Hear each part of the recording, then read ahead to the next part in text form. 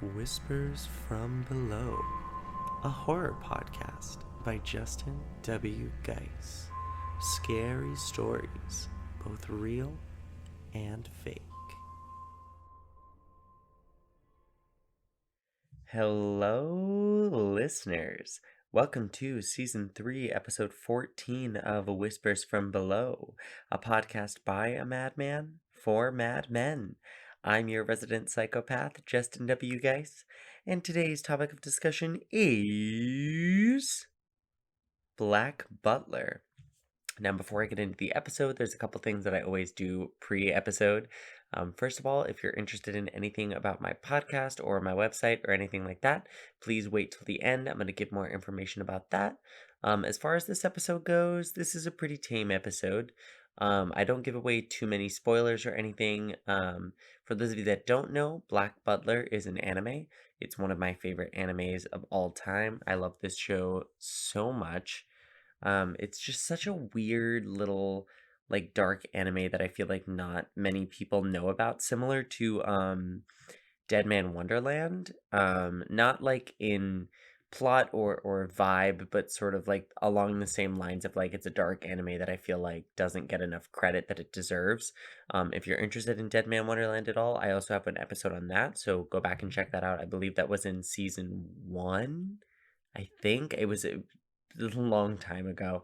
But yeah, go check that out if you're interested in that at all. But anyway, this is a pretty chill episode. I think it should be okay for all listeners. There's a little bit of some dark stuff in it, but I don't think it's anything too severe. So let's just like jump right into it. So like I said before, Black Butler is a pretty like dark. I wouldn't say it's like super super dark, but it is like on the darker side of anime. But it started as a manga series that was released in September of 2006. It was written by Yana Toboso, and it was published by Square Enix. The manga was, and then the anime was directed by Toshiya Shinohara. Season 1, and then season 2 was directed by Hirotumi Okura. Season 2. Toboso also wrote Disney Twisted Wonderland, which was a video game. And he also wrote Rust Blaster, which was another anime that sort of, I don't think it picked up too much pace in the US. I think it was mostly popular in Japan. And then also Shinohara, who was the director, his hand has been in quite a lot of different animes that I have personally viewed, some that I haven't personally viewed, but I know people have said is like amazing animes that everybody should watch. Just some examples of some of the stuff that he has like had a hand in. Another, which is not to like use the name again, but another is another sort of dark anime involving some I believe it's involving like ghosts and demons and stuff like that. It's another like horror style anime that I haven't gotten around to watching, but it's definitely on my list. Gurren Lagann, I think he did the storyboarding for Gurren Lagann for at least a couple episodes of it. Gurren Lagann is like one of the manliest animes I think I've ever seen in my entire life. It's a really great anime. I had a great time watching it. But it's super ridiculous and silly and fun. He was a part of the Inuyasha films. So for those of you that don't know, Inuyasha is an extremely popular anime. I don't know much about it. I'm not super big on watching animes that have a big commitment to them. Um, if there's a ton of episodes of it, I get really stressed out because I'm like, oh my god, that's such a big commitment, and like I don't know if I can do that. I feel the same about watching TV shows that have like over like 2 or 3 seasons. It stresses me out because I'm like, I don't want to make a commitment to something like that for that long. If I'm like not gonna enjoy it, or like even if I relatively enjoy it, I feel like I have to finish it regardless. Just because my brain is like, well, you started it, you should finish it, you know? And I feel weird doing that with an anime that I don't necessarily know if I'm going to enjoy. So I don't know a whole lot about Inuyasha. What I do know about it is that it's extremely popular and people seem to like really love it. Like people stan Inuyasha like hardcore. And Shinohara had a hand in a lot of those films that came out.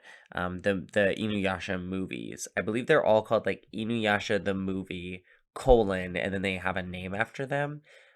So any of those, I believe he either did storyboarding or directed a little bit of it. And then Anohana, the flower we saw that day. Um, that is, from what I understand, it's an extremely sad anime. It's an anime that's about like loss. It makes you cry. It's one of those that like really hits you in the feels. Like, if people have told me that I would really, really love it. I haven't watched it yet, but I do know that it is an anime that is extremely sad. And it hits you in such a different place than some other animes do. So anyway, this is all to say that these are just a few of the animes that Shinohara has had a hand in.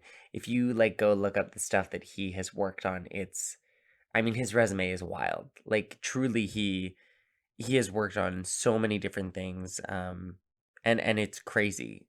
Um Anyway, a little bit about the anime itself.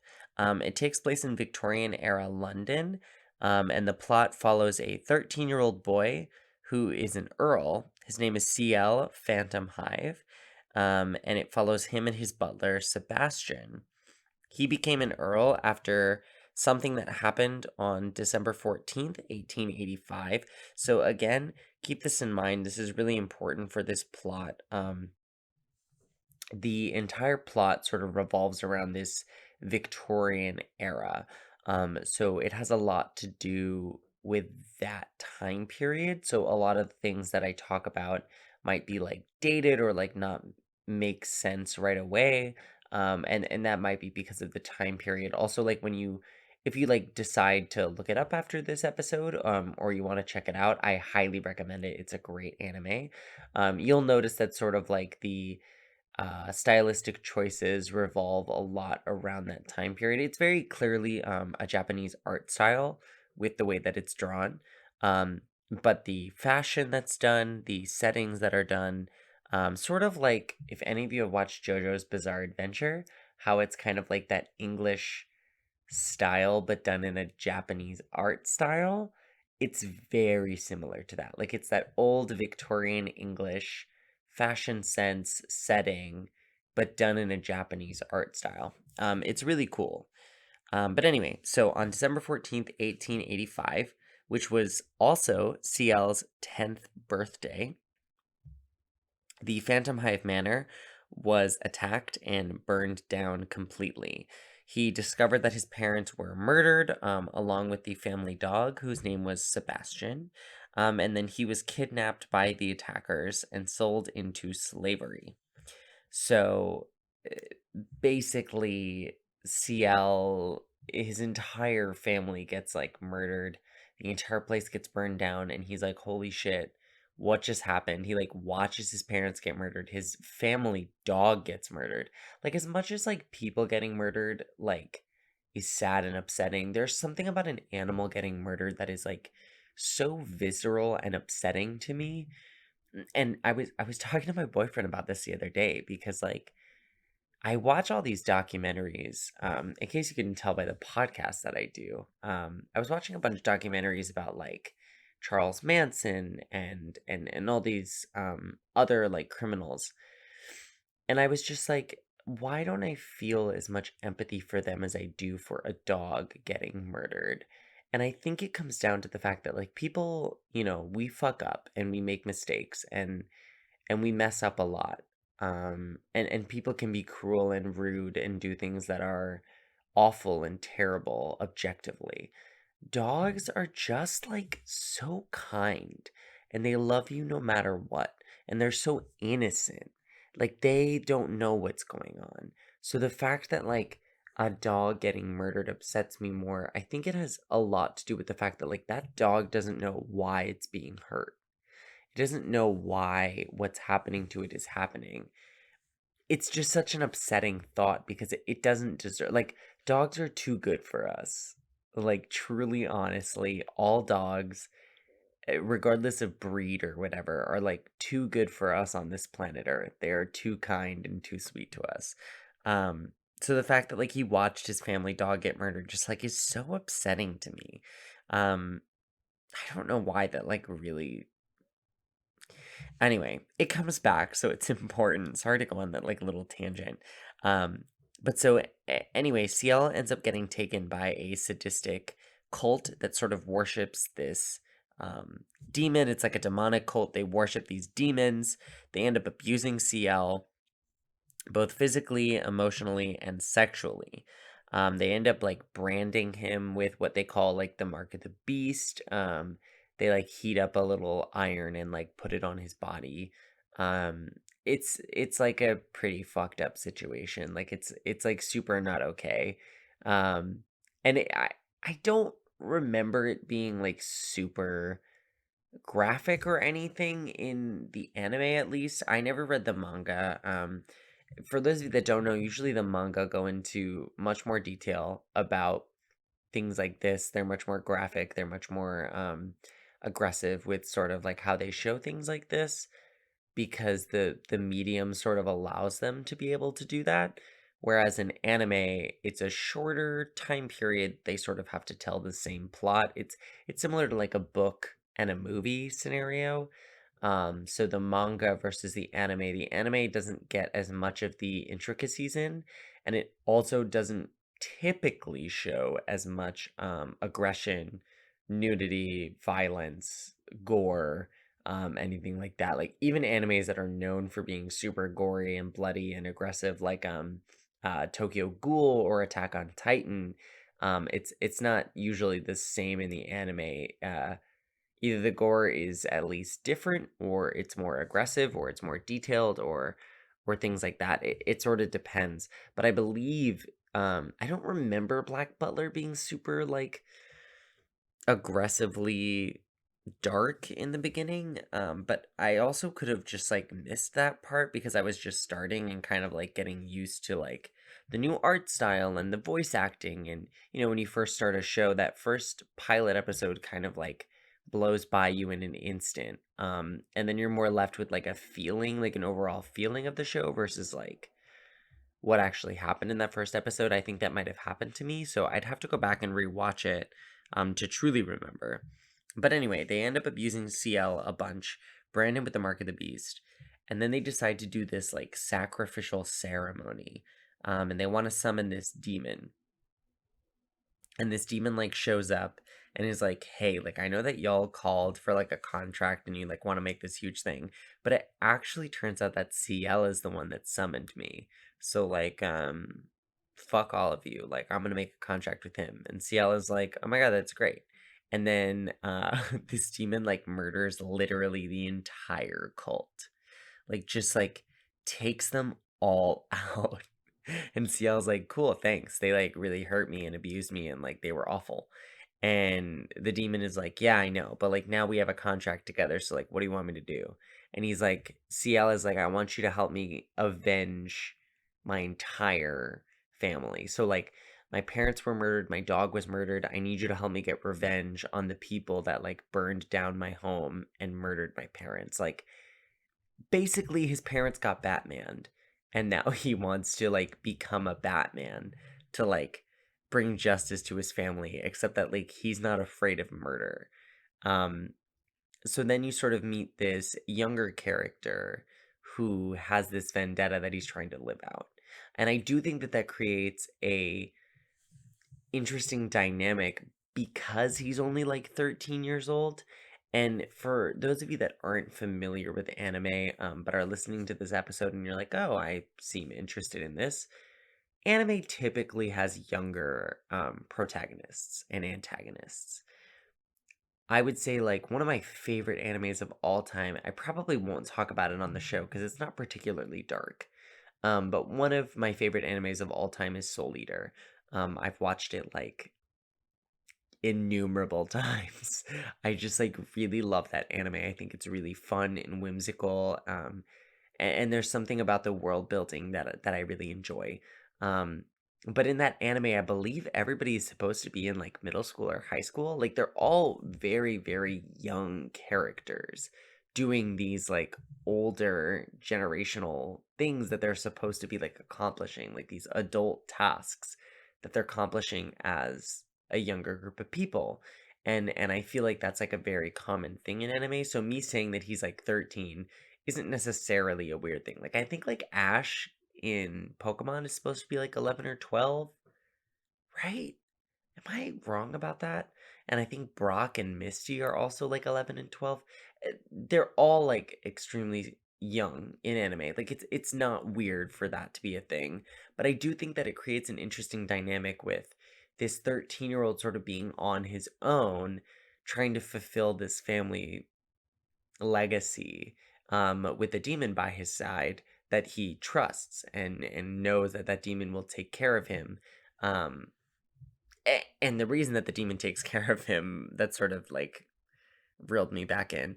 The reason that the demon decides to take care of him is because the way that the contract works is that he's like, I'll help you get revenge on everybody, but then I get to eat your soul. I fully get to devour your soul. And CL is like, yeah, whatever. So they decide to make this pact. So he's like, I know that you're going to take care of me because my soul is in the mix. And I know that you want that and need that. So therefore, I can kind of like do whatever I want because you're going to protect me. So there's this weird bond between the two of them where like CL starts to like genuinely care for this demon. He also names the demon Sebastian after his family dog, which like seems kind of demeaning when you think about it as the fact that like the demon is personified as like a human being and has like emotions and rational thought, and so naming it after your dog is kind of like a low blow.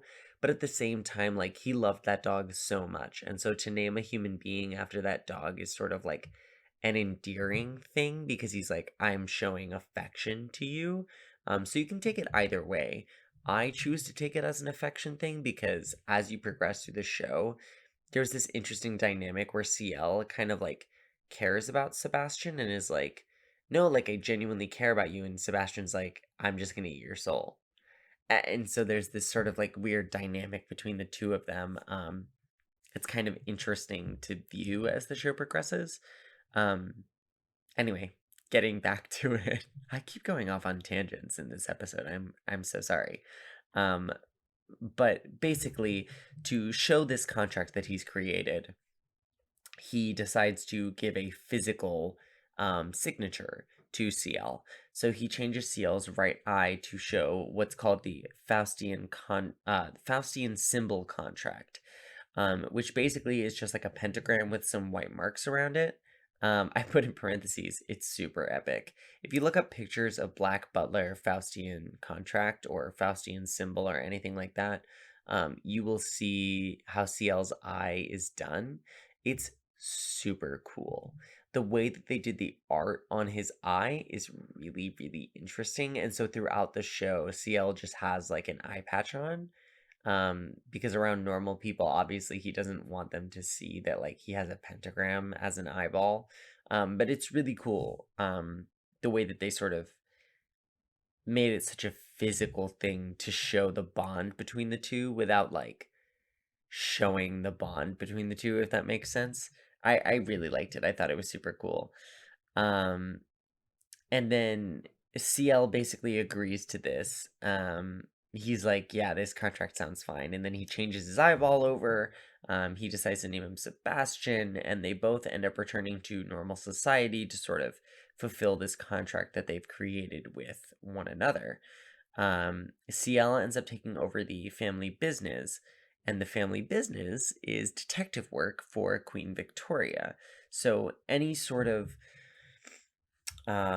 anything that's happening in this sort of like seedy underbelly of society, anything that's happening in this world that would be any sort of threat to either the crown or the country, or society itself, Queen Victoria will deem as a mission for the Phantom Hive family. And then CL goes out and completes that mission with the help of his butler Sebastian. And so that's sort of the series that you get, is him. The overarching plot is him trying to find uh those who have done wrong to him, sort of avenging the deaths of his family members, and his family heritage, as well as sort of completing these missions for Queen Victoria. There's a plot line in season one that is all about Jack the Ripper, who is like one of my favorite serial killers of all time. The mystery around him or her, the mystery around them and sort of what they did is fascinating. And I have a book called like The Big Book of Jack the Ripper, and it's just like it's a very thick book. I was about to be like, it's about this thick. This is a podcast you can't see. It's an extremely thick book that just has a bunch of like newspaper articles and from the time period, as well as like uh sociologists and scientists and psychologists sort of chiming in intermittently with articles that they've written, or just like little blurbs that they have about like how they think that Jack the Ripper functioned, or who they think it is, or what they think happened during that time period. And it's super fascinating, and so I really enjoy when shows kind of take that as well, like and anything. I love a good Jack the Ripper reference. So it was cool to me that this show sort of referenced that. They took the time period and really like delved into what was happening in the time period, which I think was really, really cool. Um, what's really cool about this show as well, I don't want to like give too much away. For those of you that don't know, I've done two prior anime episodes, and I really try not to give a lot away because I want you to go and watch the anime. The difference between this and how I do my movie episodes is these animes are ones that I have either watched or are on my list to watch. And I basically give an overarching plot of what they are, and I talk about like the basic idea of them, who developed them, how that came about. And then I'm like, okay, go watch it, have fun. Like I don't want to do too much to sort of ruin anything or spoil anything if I don't have to. I did a little bit of spoiling in Death Note. I believe I did a little bit of spoiling in Dead Man Wonderland, and the reason is because the overarching plot is important to sort of spoiling those things that are happening. With this one, I don't have to spoil too much. Which I think is definitely a plus. So if you want to go check out this show, please, please, please do. Like I really loved watching Black Butler. It was one that I watched probably like what, like 5 years ago, 6 years ago now, like a long time ago. And even my mom was like, I kind of like Black Butler. Like it's kind of good.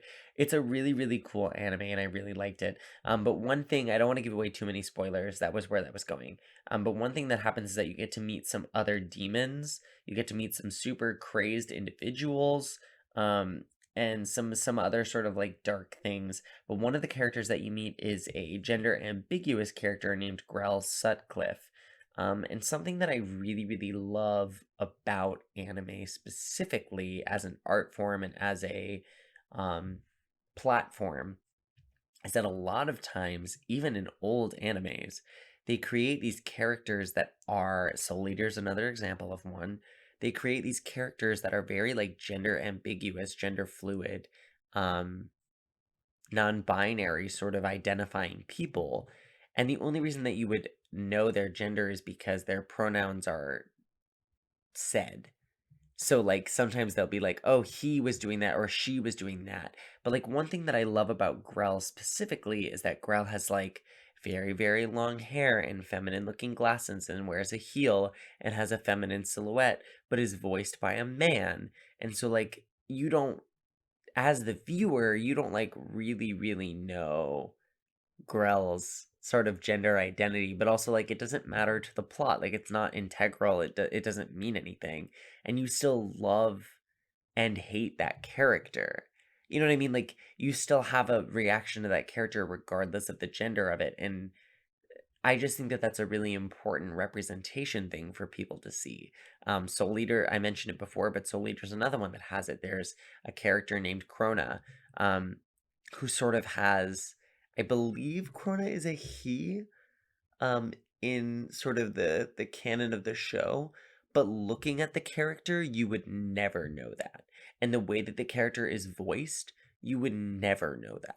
So it's stuff like that that I think is super important, and Grell is a character that I think as like a young gay person, a young queer person that was sort of like trying to find who they were, seeing that seeing this show and sort of seeing a character like that, I was like, oh yeah, like I could be like male identifying and wear a heel, and like that's okay, because like what is gender, you know what I mean? And maybe that seems silly for me to say, but as a queer person, it was sort of important for me to see Grell. And I think it could be for those of you out there, who are younger or even older and sort of figuring out what is gender and sort of delving into that topic. Um, I really like that anime has sort of already delved into that for us. I think it's really cool. I've said it before and I'll say it again. This is one of my favorite animes. I think it has a super engaging plot. The characters are really lovable. I think the art style is really pretty. The fight scenes are epic, as you would expect with any anime. The fight scenes are really well done. I do think that this anime has sort of a weird dialogue to it because they really take to heart the Victorian era. So like a lot of the dialogue is very like proper dialect, very prim and proper the way that it's done, but at the same time like it's it's still like about demons and abuse and like all these dark topics. So it's sort of interesting to sort of like watch the anime as a whole. And then season 2 sort of there's like a completely different plot. Um I believe the Phantom Hives are still involved, but they sort of introduce like new characters, new plot points. Like it's a really really cool show. I really had a great time watching it. My like first ever makeup bag was actually like a black Butler makeup bag. Like I like bought merch and the whole nine yards. Like I really really loved Black Butler. I still do. It's on my list of like animes I want to rewatch. Soul Eater will forever remain at the top of that list because that show is just like super easy to rewatch. But Black Butler is definitely like on that list of shows that I'm like, I just want to rewatch it because I loved this show and I want to capture that love of it yet again. Like I know that I'm gonna love it the second time that I watch it. Because one of my favorite time periods ever for like fashion specifically is Victorian era, um, for men. Hear me out. I love taking male, quote unquote, like masculine, male presenting fashion from the Victorian era and making it feminine. I don't know what about that really like gets me going, but I love it. Like all I want is like a huge tuxedo with coattails, but also like a cinched waist and then like flared pants with a top hat. Like I just think that that is so classy and beautiful, and then like slap a heel on it, and for some reason like I just am obsessed with that. So the art style specifically I really love because I love anime art style. And then you mix it with a time period that fashion-wise I think is very fascinating to see, and on top of that, it's about like demons and murder and it's these dark topics. Like, what is not to love? I don't like really hyping this anime up. It might not be your cup of tea, but it can't hurt for you to watch like one or two episodes. Like, what else are we doing right now during this panicotta, during this pandemic here? Like, what are we doing? Nothing. Watch like one or two episodes of it, and if you don't like it, then you don't have to continue watching. But if you do like it, then you just found another anime that you're gonna watch. Like, there's nothing to lose in this situation. Black Butler's super cool. You should definitely go check it out. Some other like really fun facts. This is just like a little side note. I was like reading stuff about it today, and I was like, oh, like pretty cool, pretty cool, pretty cool. Apparently it had 5 musical adaptations of it throughout like Japanese history. Like people like this anime a lot in Japan, and I feel like it didn't pick up enough speed in the States, and that makes me really, really sad. Because I do think that like this is gonna sound bad, but I think it sort of appeals to like our Eurocentric ideals, but in an anime style. So people that like anime will still like Black Butler because it's still has like anime tropes in it and it's still that art style. But people that are more like Eurocentric will also still like Black Butler because it's about the Victorian era in England. So you kind of get like the best of both worlds with it, which I think is really cool. And I don't think a lot of animes sort of branch into those things and sort of appeal to many audiences like that. I think JoJo is probably one that also appeals to both, but also like JoJo's such a gay anime. And I don't mean that in like, oh, it's gay, bro. Like it's just such a homosexual anime. It's just like a bunch of scantily clad men. Whereas I feel like Black Butler is way more focused on like plot points and things like that. JoJo is just like absolutely ridiculous. And JoJo's bizarre adventure, like bizarre is the perfect word to describe it. Black Butler is way more about like plot points and sort of realism within the fake anime scape that it's in. Anyway, you should go check it out. It's super, super cool. That's like all the info I have on it. Um, but yeah, I really, really love this anime. You should definitely go check it out. If you guys like this episode, please feel free to share it. If you need to download any more episodes or you're interested as to when episodes come out, they come out every Monday at 8 a.m. Eastern Time. You can check out more info about the podcast on my website, which is whispersfrombelow.com. You can buy merch there. You can download episodes there. You can send me a message. I love hearing from you guys about like future episode ideas or what you think I should do next. If you want me to do like real videos or just keep to the podcast and stuff like that. If you guys ever want to send me a message not on the website, you can send it to me at Whispers From Below on Instagram. It's at Whispers From Below, no spaces, no underscores, no capitals, no nothing. Feel free to send me a message on there. I'm pretty much always on my phone, so you guys can definitely reach me there, and I respond pretty quickly to you guys. I've gotten a couple cool episodes ideas from there. I love doing episode ideas that you guys send to me. It's one of my favorite things ever is doing like fan episode ideas. So feel free to reach out. I'd love, love, love to do an episode idea that you think is great. I've had a couple people reach out and say that they want me to do episodes on SCPs. So let me know if that's something that you'd be interested in. If you like anime episodes, also let me know. Like if you like episodes like this or you don't, please let me know your opinion. Like I really want to know what episodes are clicking with you guys and what episodes aren't. Obviously, I'm going to do stuff that I really enjoy and I'm passionate about, but I also want to know what episodes you guys want to hear more of. So please, please, please let me know. Reach out. Let me know whether it's on Instagram or my website. If you guys want to support the show, the best way to do it is to share the show. Second best way to do it is to go to patreon.com/whispers from below. There are a bunch of tiers. There's a $5 tier, a $10 tier, a $25 tier, a $50 tier, and a $100 tier. There's a bunch of cool merch that you can get. A bunch of cool stuff on that Patreon. Please, please, please go check it out. It's super awesome. I would love the support because the more support I can get for the show, the bigger I can make this show, and the more cool stuff I can put out for you guys. So if you guys want to, I would say the biggest thing that you guys could do if you don't have the finances to support on Patreon or anything like that is to just share the show, whether it be on social media or by word of mouth. Um, if you guys all share with at least one person and that person decides to listen, that literally doubles the amount of downloads I get, which really, really benefits me in creating more content for you guys. So if you guys really like this podcast, please share it. That's like the biggest thing I can ask from you. Otherwise, remember, making contact with demons is kind of a dangerous thing, but also could maybe benefit you. Number two, Victorian fashion is lit, and you should definitely look up more about it. And number three, continue to wear a mask, sanitize, be safe, guys.